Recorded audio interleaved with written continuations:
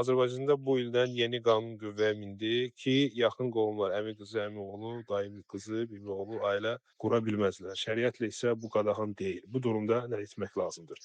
Bəli, şəriətlə bu qadağan deyil, lakin vacib də deyil. Yəni şəriətlə vacib deyil ki, mütləq gedib kimsə öz əmisi qızısını ya bibi qızını alsın. Sadəcə şəriət onu qadağan eləmir. Lakin vacib də etmir. Ona görə bu məsələdə tabe olmaq lazımdır, qanunları pozmaq lazım deyil. Xüsusən hətta bəzi alimlər danışıb bu barədə. Düzdür, bu nadir hallarda ola bilər, amma ola bilər. Müəyyən bir xəstəliklərə səbəb ola bilər. Necə onu Şeyx Hüseyn Rahimullah buyurur ki, olur belə şeylər. Ona görə məsələn, səbəb yoxdursa, qıraqdan qız almaq daha yaxşıdır. Qıraqdan qız almaq daha yaxşıdır ki, orada o irsi xəstəliklər və sair səbəb olmasın. Lakin sözsüz ki, şəriət biz bunu eləməsək də, tabe olsaq da qanuna biz deyə bilmərik ki, şəriətdə bu qadağandır. Şəriətdə bu icazəlidir və ola bilsin müəyyən bir vaxtda bu tibb daha çox inkişaf edəndən sonra artıq baxa biləcəklər ki, məsələn filan qızla oğlan evlənsə müəyyən bir xəstəliklər ola bilərmi ya yox və ona əsasən də bu məsələdə daha da çox aydınlıq olacaq inşallah gələcəkdə. Çünki tibb inkişaf edir. Amma ümumən, yəni müxalif olmaq lazım deyil.